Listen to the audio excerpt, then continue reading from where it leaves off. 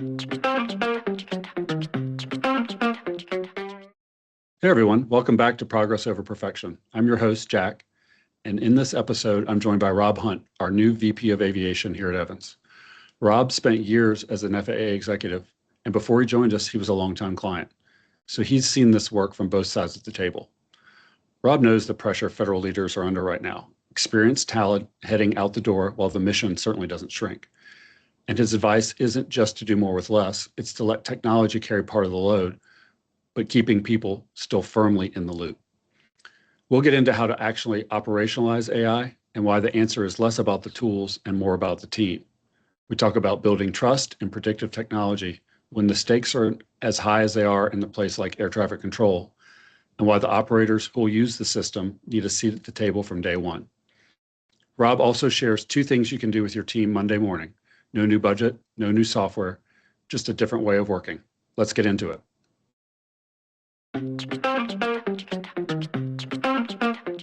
I think in a few minutes, we're going to be talking about how automation can help an organization drive change, move forward, and achieve mission outcomes. And at any point in time over the past 50 years, this is the most exciting time to be in that space. Yeah. Where we're taking technology, really learning a lot about it, exploring it, but ultimately helping our partners, our clients, our stakeholders get the most benefit from this incredible technological time we're in. So I want to go back and actually start with one of the common refrains I've talked to my guests about over the previous 4 episodes is there's a big outflux of talent on the federal side in the last couple of years. I think, if I remember correctly, in 2025, it was something like 130,000 people left the federal government. So a really big number. And the challenge that created, as you know, is the people who didn't leave. The government's not doing a lot of hiring. They're truly being asked to do more with less. And so I just want to get your thought about it, having been on the other side. It's like, how if I'm a leader in the government, which you've been, and I'm handling this like severe personnel shortage, how do I manage that without feeling like I'm just overloading my people with more stuff, right? Making sure that they're supported, knowing that they're dealing with resource constraints as well. All right. No, indeed, as a leader in the federal government, that's resource management, resource challenges, resource gaps have always been an issue, no doubt, for many years. But to your point, over the past year, the record attrition we've seen and the loss of the corporate knowledge, numbering the hundreds of years, frankly, collectively, has been incredibly challenging. At the same time, that does present some opportunities, both for the remaining workforce that's there, as well as, again, given this interesting point in time we find ourselves at with the technology and its ability to even make our existing workforce more efficient. And this holds true for both the government sector and the private sector across the communities. And that's where, again, technologies like AI can help address a lot of that workforce gap. What we're seeing now, in particular, over the past probably 6 to 12 months, is an incredible rise in the exploration and use of agentic AI in particular, right, which in many ways, again, should address some of those resource gaps and challenges. Now, that said, it's important to note that the human decision making, the human oversight, judgment, etc., will always be critical to any operation, any business, right? Certainly, many tasks can be automated, and really should be automated to optimize not only the use of existing investments and resources, but also to optimize mission outcome. But at the same time, we've got to balance that desire and that urgency to use things like automation to address resource constraints with the fact that humans still remain at the center of what we do across the board. Certainly, we've seen that in the aviation world, where we do have a mission critical operation. And indeed, as the FAA for example, continues to advance its push into artificial intelligence and other technologies, it also needs to make sure that it continues to focus on how the human can use it to be more efficient, right, and to maintain overall aviation system and efficiency. But again, the human has to be central Right. in that service delivery. I know the FAA and other agencies and companies have they've constantly been trying to figure out how do I leverage technology, and this is how I always think of it, in a way that's going to help my folks get through some of the things, those more rote tasks, those some things Yeah, where that I can right, it makes sense that are less like human value added type of things, right, and right, focus the people, let them really use their unique abilities, their experience, their skills to solve the meaty stuff that automation can't. And I think AI can do more, right? So it can handle more tasks. You build, like you said, agents to do a lot of things, or skills or whatnot that it can take hmm, on, but it can't take on Rob Hunt's personality. It can't right, bring its experience, right, your experience to that. It can't use mine or any of our listeners, right? And so I think there's a great opportunity, but as like I know our consultants are facing, it's like, okay, you want me to use it, but I'm me, and what the right. what the clients wants me there because I bring unique stuff. And I think people are struggling a little bit because AI's also got this, like, well, you maybe don't need to hire as much because you can use AI, or Right, right, these big there's a story around workforce reduction that's related to use of AI that's out right. there. Yeah, I couldn't agree more. And indeed, that's first off, we should learn from previous introductions of new technologies, game changers. Now, AI it probably is once in a generation, if not more, changing the way we do business across again private or the government sectors. But we can lean on that experience in many ways to understand how to best operationalize AI in our workplaces. And I Right. think that's exactly what you're getting into. It's like these models, which a new version of models seem to come out literally every few weeks or so. Yeah. It's great and it's exciting and it's wonderful what it can do. That's great, but how do you operationalize it in a way that actually advances mission outcomes, not Right. just to operationalize it because we feel that we have to do it because everyone's talking about it, right? And there's many facets of operationalizing a new technology, in particular AI. A key one is around that change management. I think you're also Yeah. alluding to too. And how Yep. do you bring your team along, right, to understand what this change is and how to best apply it in their workspace, in their business flows, et cetera. And I think that's a tremendous opportunity, actually, in this time, frankly, of a lot of uncertainty.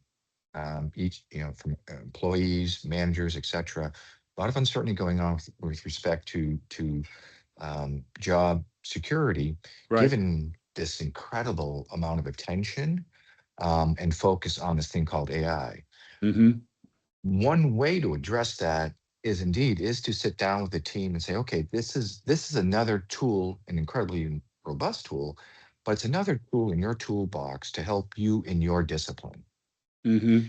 If you're a business analyst, if you're a contract specialist, if you're an engineer, if you're a human factors specialist, whatever the discipline, my recommendation is to sit down with your team members to understand their current business activities, workflows, um, all the tasks that they do on a daily basis that you're referring to, and with that understanding of the current state of affairs, understand then and identify how AI could help them with that and Right. optimize their mission set and in support of the overall mission outcome.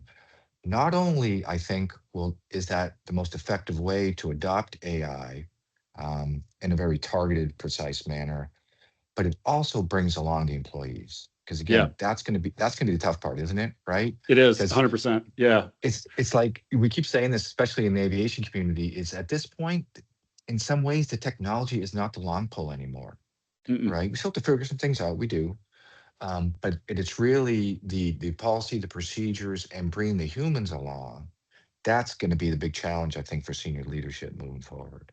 Yeah, I couldn't agree more. It is a lifelong endeavor for me, and the type of work I've done for over 30 years with the government is a lot of business process engineering in relation to automation, as Right. well as Right. change management and communications at Evans. But it is always, I mean, I think helping that employee in a one-on-one basis understand, like, show the care That's right. that's embedded in the way the approach you described, and sitting down one-on-one, and I guess people are, because it is hard. There's a mindset around it as that employee, where I'm like, and I face this on a day-to-day basis. I'm sure it's like, okay, what else could I be doing with it? When I talk to somebody about it, like you or Bob or business or CEO advisor, they think about different things that I haven't thought of. And I know they're doing it because they're not after my job, right? They're doing it because they Right. respect what I bring to the table that AI can't do. And it's like, get these things off your plate that, Right. that Right. shouldn't be using your brain power to do, right? Right. And I think there's a care and in that's really powerful, the way you described it. Yeah, it has so many benefits if you take that kind of employee first approach, if you will, in terms of introducing and capitalizing upon this huge change that we're undergoing. Right, is not only are you bringing the employee along, but the employee knows their business processes. They Mm-hmm. know where the pain points are. They know where the rote tasks are that could be automated, and they know where there's other tasks are other intangibles that they're bringing to the table, right? That we're going to continue to support, right? Right. And again, I think that is probably the best way to introduce and manage this kind of change, for the ultimate outcome, of improved mission achievement. I mean, like, individual action would always help, but and like other automation projects, like, well, if you explain the burning platform, if you help people know why, like, why the change is beneficial to them, you know, Right. um, like, point out the benefits and involve them early on Right. in designing the tool that'll work itself out. That step by step. I mean, you could make an argument it probably works, but I think there's an individual nature of Yeah. the application of AI that's different in my mind. So I appreciate you bringing that up. Okay, so I want to shift a little bit to talk about, okay, let's say we're doing this, and your former employer, the FAA, and many other agencies operate in a pretty high stakes environment, right? And like, a lot of times there's operational things that just need to be done, but a lot of things you react, like, the culture is driven through reacting to Mhm. things that happen and that need to be fixed. And an example about, like, that our friends, the air traffic controllers, they Mhm. weather pops up, they've got to reroute a plane, Right. right? And how that affects the system. They're starting to, as far as I understand, explore and maybe even Mhm. introduce predictive Mhm. technology that can help with that. And a lot of people are uncomfortable with predictive technology because it's kind of like, I'm the best person to look at this weather, Yeah. and I know how the system Right. works.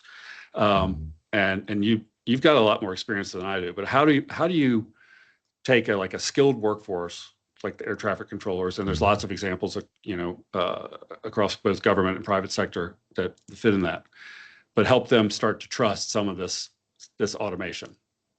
Yeah, it's a great question, and indeed, it's one of the areas that are so promising with AI, given certainly its incredible effectiveness when it comes to pattern matching, historical Mm. data capture, et cetera, with the LLMs. And indeed, a particular use case, a particular area where this is extremely promising, and probably even more promising. I think we're headed down this road, which is great, is around using predictive modeling, when it comes to air traffic management operations, Right. right? And indeed, just a few weeks ago, the FAA awarded a significant contract, on a program designed to do just that. Oh, That cool. is to predict the future movements of weather, as you just said, convective weather, different kinds of weather in the future, 2, 3, 4, 5, 6 hours in the future, predicting the movement of weather, predicting the movement of thousands of aircraft at any Right. given point in the US's national airspace system, and predicting a whole host of other variable factors in the future, and being able to make decisions based upon those future predictions. That's the Right. key. You can make future predictions, but then making informed operational decisions, right, Right. based on those predictions, being able to do that effectively with a high degree of certainty, and post event having a high degree of accomplishment, and achieving your business goals or operational goals at that point too. So again, that's one exciting application of predictive modeling, predictive forecasting, in a certain business context. But to your point, though, I think that kind of concept, predictive modeling, predictive forecasting, et cetera, is also very applicable across many other sectors, Right. many other Right. operations, right?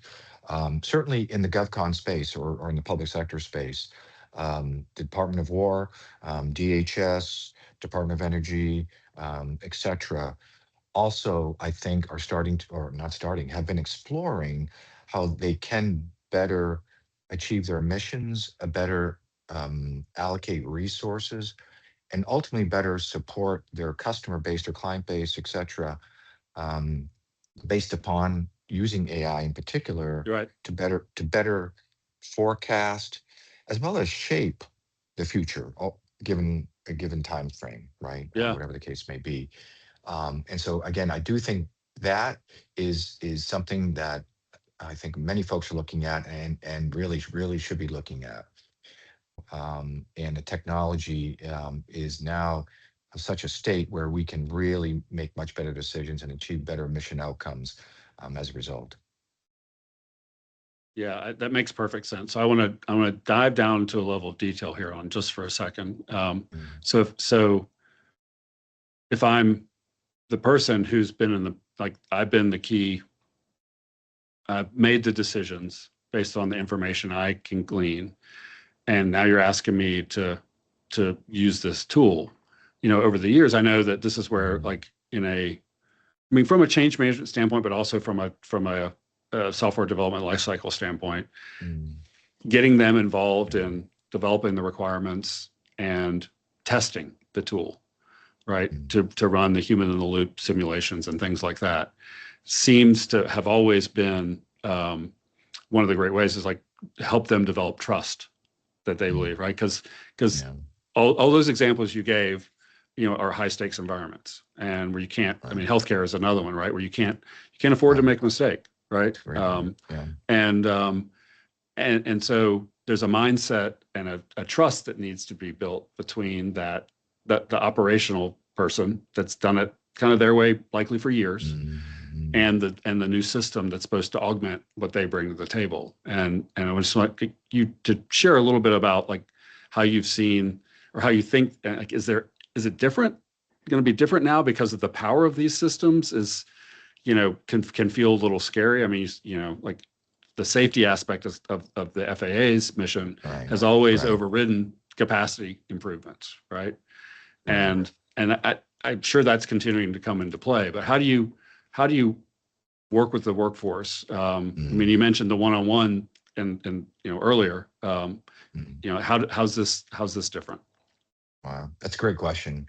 And and um, certainly I have a couple thoughts on this. At the same time, I will say the jury's still out on, frankly, and how we're applying some of these new Yeah, capabilities and new tools. yeah, that's I yeah, do, I mean, I do think that conceptually, the approach of including all the relevant stakeholders, and in particular the users or the operators, whatever context you're talking about, including them very early in the new concept design phase of software development lifecycle, is extremely important, and will continue to be important moving forward, even with this technology. Certainly, one thing we are seeing is that these new technologies, and AI in particular, were able to extremely accelerate yeah, all phases of the software development lifecycle. in the past, for example, and I do think it's applicable to other sectors, but in the past, in the air traffic management world, we would come up with a new concept in a whiteboard session, for example, and then say, you know what, we really need to visualize this in a more, concrete, more higher fidelity way. So Right. let's go build some software to take this to the next step to really understand this new concept, what it would look like, what it would do, etc. Oh shoot, they may take 3, 4, 5, 6 months to build that software for Oh that yeah. first Right. instantiation, right? Right. Today, literally, you're talking maybe a few hours with one of these models. It's just Yeah. amazing, right? And that's just like the first step of the new concept development part of the software development Yeah. lifecycle, right? All the subsequent phases from developing the actual hardware and software to testing it, to deploying it, to updating it. Obviously, we're seeing tremendous advances across the models um, that very much accelerates those parts of the life cycle. But back to your question there, though. Again, at this point, I don't see the concept changing or the value of the concept of bringing in the operators or users, the impacted stakeholders early in the process. Right. I will say one thing though, is these tools are so powerful that we shouldn't be afraid to reassess the roles of the stakeholders Mm, in that business, in that operation. Because it's not, because it's a two-prong approach in my mind when it comes to adopting and using AI. It is, how can AI help us with our existing business processes, accelerate them in large part, right. or improve the accuracy of them, or reduce the resources necessary, perhaps, to execute the existing business processes. But the other prong, really, the other lens that should be applied here is how can we reimagine those business processes, Yeah. right? Because many business processes were put in place based with probably with an implicit constraint on what a human or a set of humans or other automation at the time could do. Right. That's yeah. Well, well, indeed, fundamentally, some of those assumptions, some of those constraints probably have changed. Yeah. Um, So more of and a as a paradigm shift. Yeah. Yeah. That's right. Yeah. That's right. And so we shouldn't be afraid to ask those questions. Now we have to be we can't be reckless about it. We Right. can't be right. And again, we have to keep in mind where the human judgment, human decision making is in the business process that you're maybe reimagining.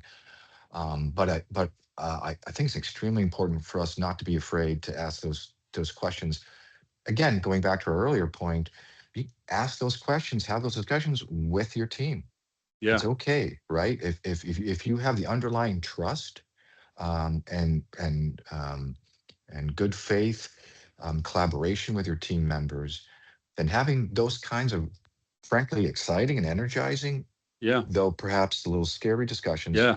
that shouldn't be a barrier. I was thinking as you were talking about that, also about like the, you mentioned a few minutes ago about like how new versions of these models are coming out, right? So it's like some of me, like the I'll say quite frankly for me, anxiety inducing side of it is just like by the time I think Right. I figured out like a good application, it's like, oh shoot, there's a new model. And I'm not saying shoot a lot of the time. There's a new model that's coming out and it can do these other things. And like how do I Yeah. take that next level analysis, like do that next level analysis like you just Right. described, where it's like reassess my Right. role in this Right. whole thing that I'm used to, Right. like how it's worked in the past. And I think that creates a little pressure and, like I said, in some cases anxiety. But I think bringing bringing our operators into that reassessment, like, yeah, you were limited.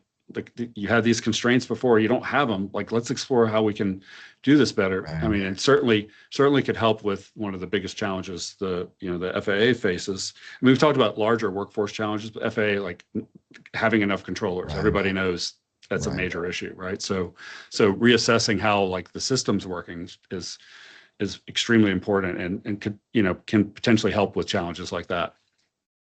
I got to tell you, Uh, that's a wonderful point. That the speed of change, we've never yeah, seen anything like it. We've never seen anything like it. Um, and and I think in many ways we're still grappling with how to manage that pace, Yeah. right? Right. And that trade, frankly, between potentially taking advantage of some new feature in the next model that just came out 2 days ago, that trade between redirecting focus to something like that versus staying focused on something that you've been working on for some time to apply this new technology in a certain way on a certain set of business processes. Yeah. I don't think there's a, as far as I know, there's no magic answer to Hmm. that question or that dilemma. I think that's something we're learning through. I think it's also going to be very sector specific and even Right. organization specific, right? As to your pace, your scale, and your frankly decision making on how much change you want to institute and when. Right. Um, right? 100%. Yeah, I totally agree. Um, yeah, there's no 100% answers to any of this. No. Frankly, at this point, we're still all learning this together. Although recognizing those factors, the environment, the impact points, I think if you do that, whatever business you're in, I think that will give you a leg up in making the right decisions. Yeah, totally agree. And All right. So something I know you've been talking to our team in the past, and it's relevant and tied to what we're just talking about is like the role that R&D organizations are playing in this. yeah, Like like so it's pace. It's not like, oh, we've got time to go spend a year doing some R&D, and then we'll yeah, like build a cute prototype and right. then try and test it and whatever. And 3 years down the road, we'll get some in the field. I'm certain, that in where you spent a lot of the your last career was, like there's a big handoff in some cases between NASA and at the FAA, and then the Mhm. FAA gets the, and they're doing R&D up front to try and figure out like how do we get this in, like so what is that? What does this shift we're talking about mean for Yeah, if I'm a leader of an R&D shop? What does it mean to me? right. Uh, yeah. Right now, if you're in the R&D world, it's both an incredible challenge or risk in some ways Yeah. and opportunity. Because indeed, to your point, what we're seeing across government and across the private sector, frankly, is speed, speed, speed, solutions to market faster, faster, faster, right, and efficiently, right. And we've never seen, I think, that kind of that urgency, that desire to mature solutions and get them to the customers, the partners, the stakeholders' hands as fast as possible, Right. right? Um, so if you're in charge of an R&D organization, it can be a little scary because indeed the amount of pressure on you is never this is uh, immense, right? Right. At the same time, again, though, it's an opportunity given these tools we've been talking about, but not only the technology. But it's a tremendous opportunity to tell senior leadership of any organization says, okay, I got it. We've got to get something into the field yesterday. We can't take the traditional amount of time and effort to build out something, to mature something, right? Um, and so one way to do, or two ways, I think that are pretty important as an R&D organization considers its future is number one, taking advantage of the new technologies, as we were just talking about a moment ago. Right. The concept development, concept validation phase, for example, for the FAA, can be extremely accelerated with these new technologies. Literally, one of the Hmm. models I was at just a while ago, I spent about 30 minutes doing some prompting back and forth, etc. And the result was, frankly, a semi-mature kind of conceptual solution. Now, that's not hardened code. I'm not. Right. I don't want to uh, misinform anyone. But again, something that took us 3 or 4 or 5 months to initially evaluate can now be done in a matter of weeks, frankly, with focused effort. So Wow. taking advantage of the technologies is your number one tool in your toolkit if you're an R&D organization. The other big thing I think an R&D organization has to do is make sure that it's extremely tied and understand and collaboratively working with on a daily basis the implementing organization, Right. right? What we've seen in the past across sectors, frankly, is that an R&D organization would be over here doing a lot of really good work, take X amount of time to do that good work, and then show up to the implementing organization's front door and say, hey, we have a solution here. We'd like you to implement this. Mm-hmm.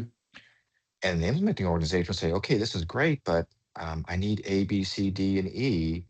And given the time frames for those, we're now looking at another 2 or 3 years before we get it into the operator's hands. Right. And that's just not, no, we can't accept that anymore.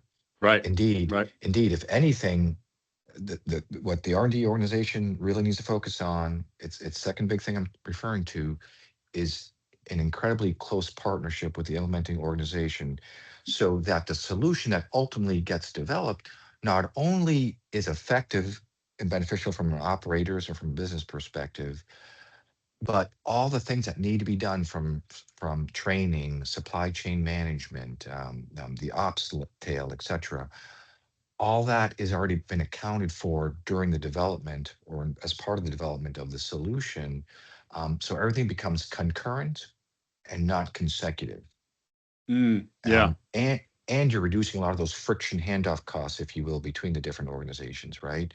And so again, the end result being that ultimately you're hitting your speed marker, right, with an acceptable, supportable solution that can then hit the field, Right. right? And I can't emphasize how important that second piece is we're talking about here, because again, you can spend a ton of money working on a wonderful solution, but if it takes more than, frankly, 6 months or 12 months, depending on your sector context, uh, you may not. It's too It's late. going to be worthless. It's just too Yeah. late. It's just too Yeah. late. And what have you done, right? So again, um, we've never been in a time where technology has been able to accelerate our work, but it's got to be the coordination. It's the partnership with the implementing organization that's going to be critical to really make a difference.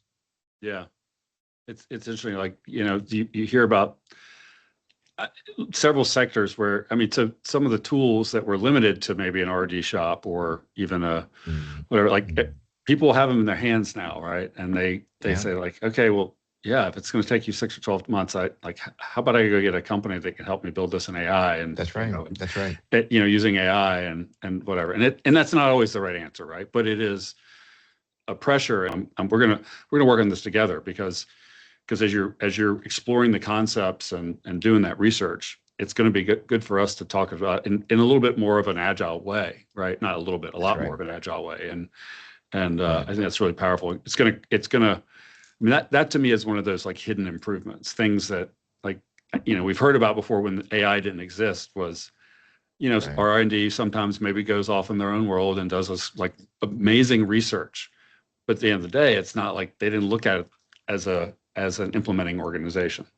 Right. And so they Right. didn't think about, like you said, A, B, and Right. C. And now you've got to, because Right. the tools exist to support that, and that's only going to improve that.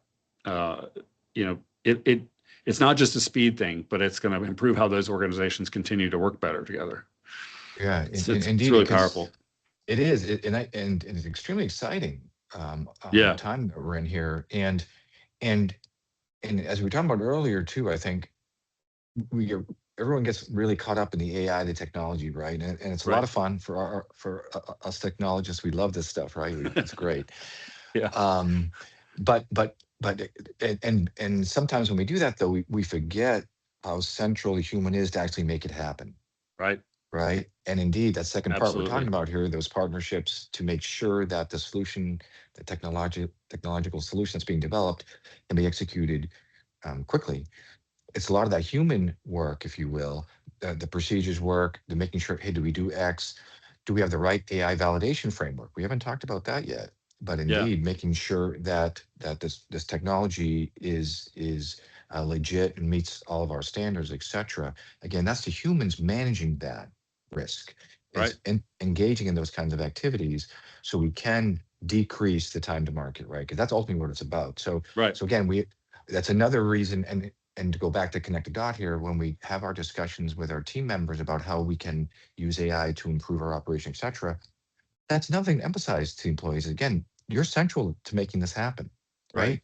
Yes, we're using AI to make us hopefully accelerate some things and be more efficient. in our business processes.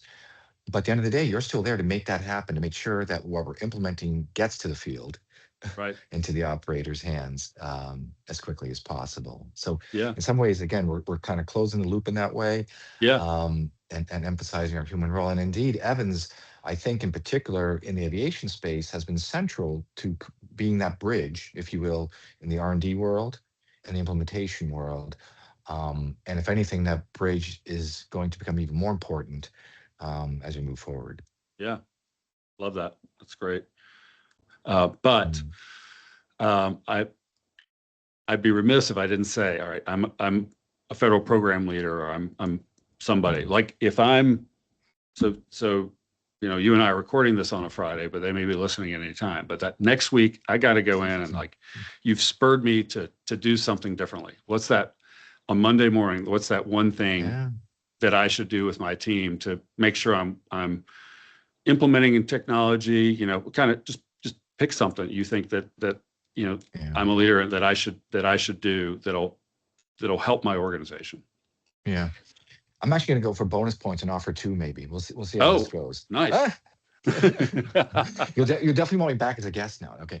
Yeah. Um, but in one thing, and actually we talked about this a little bit a few minutes ago, is I would strongly recommend, next week, or whenever you're able to, um, work with your team to identify one or two business processes that you currently have in place. I mean, and literally, it's just sitting down, as a team and saying, "Hey, here's our business processes. Here's the 5 steps of the business process. Here's the output." And look at that current state of that business processes, and then brainstorm with your team and ask them to own it, frankly, of how we could potentially improve that business processes using new technologies like AI, Right. right? And say, "Hey, this is what we'd like to do on Monday," and you're having this discussion on Monday. And team, um, 3, 4 people, I would keep it small. Let's meet on this Friday, this upcoming Friday, to Yeah. see where you landed and see what recommendations that you all want to make to improve the business process that you own, right? And to, maximize this new technology, and see, and then see kind of where the exercise lands, right? Do a Yeah. check-in, of course, like Wednesday, see how things are going. Um, but that's something I would take as an initial step, if you haven't already done something in this space. Yeah. That makes a lot of sense. So one of the exercises we did as a company, before you joined us, was a little bit similar. We only actually did the first step, like it was the Mm, identifying, right, like, the business processes. And for our internal team, that was, like, relatively easy, because they were thinking about, like, how can I close the books more quickly? Those things like that. right, How do I work on my partnership between the people doing delivery and my finance folks, those kinds of things. And there's a similar, I mean, there's lots of analogies with what we were just talking about between R&D and implementing mm, organizations, those same things. But we got the list, and people are working on them. But I think coming back and discussing them before you even, like, send people off to work on things, is really valuable, because everyone's going to look at it from maybe yeah, not like a different perspective, but they're going to have different yep, ideas, and just sure, talking about those ideas and maybe ranking them and those kinds of things right, develops further develops the rapport within the organization, but then kind yeah, of helps make sure you're working on the right things, and not just that thing that right, maybe I thought of or you thought of. right, And so I love the, come back Friday, 5 days later. And it doesn't go over like, hey, we're going to get back together in a month or the next right, quarter and come through it. It, right, the momentum established by that is kind of like the momentum around AI and automation these days. And it's going to help right, people adapt their mindset and their work style to kind of where we are, because it's right. pretty different, like we talked about. Yeah, indeed. And indeed, to your point, something like this exercise hopefully would, not only, first off, come up with the potential improved business processes, but number two, really engage, embrace, and hopefully bring along the folks, right? And have them own it. Because ultimately, this is going to succeed or fail, frankly, on how much individual human ownership is able to really embrace right? This new technology and make it work for us. Yeah. Um, and maybe perhaps on that point of um, again really helping the workforce embrace this new technology. The bonus suggestion perhaps is to have something kind of like a weekly, for example, lunch and learn or kind of info sharing forum where you can do a couple things with the intent of sharing information and um, uh, making folks more comfortable with this new technology. Yeah. But for example, Thursdays at 12:30, make it a voluntary get together Yeah. where standing agenda items could be something along the lines of, well, indeed, here is an exercise team that we got a few folks working on to see how we could use AI to improve some business processes. Yeah. Another topic is actually allowing folks to showcase what they've done recently with AI, Right. right? Right. And like a third topic could be, well, here's the latest features that maybe most that coming out of the latest models that most be applicable, right? Because the pace Yeah. is just so challenging, it's hard to keep up. But what I'm getting at here is another way um, that leadership can further get the word out that, hey, Hmm. this is really new technology that we want to embrace, and we want you to help us drive the change we're talking about. Yes. Um, Yep. and lower some barriers because a lot of folks too, I think, when when when we've done surveys in the past and in different organizations around AI fluency, right? We usually have kind of three slices of the pie chart, Hmm. right? One are folks that are pretty excited and are starting to use it or are using it fairly on a daily basis, something along those lines, right? The second slice of the pie typically is folks that are familiar with it, have dabbled in it, but are unsure of how to use it. They're unsure of the guardrails, so they haven't really jumped in full force, Right. if you will, right? And then the third slice of the pie are folks that know I'm not going to do it because it's going to take my job or Right. something like that, right? And those are real feelings that we're Yeah. dealing with are out there, right? 100%. Yeah. Yeah. Across the sectors, et cetera. Yeah. And things like an info share form, um, including employees in driving the change, Right. continued upskilling and training on latest models. Although again, we talked about the pace. Yeah. I think those are some techniques that again, from a broader change management perspective, um, I have found and to be pretty helpful, and I think others would as well. Yeah. Well, Rob, I'm going to wrap up here, but I want to thank you so much for sharing your perspective. As I mentioned earlier, we feel extremely lucky to have you on our team now as our VP of Aviation. And to everybody that's listening out there, Rob shared a lot of great advice, and I couldn't agree with him more. Make sure you support your people as they're going through dealing with this extremely quick change, Right. right? And understanding that they're facing it, and I can't highlight more like the importance of having one-on-one conversations. As someone who runs a company, this isn't about edicts coming from the top about using AI. It's about meeting people where they are, understanding what their concerns are, helping them understand the opportunity that is available to us now, and really helping them develop their path forward with it is I think one of the most important things we talked about. So thanks everybody for listening. Hope you always choose to listen to Progress Over Perfection, and we'll see you next time.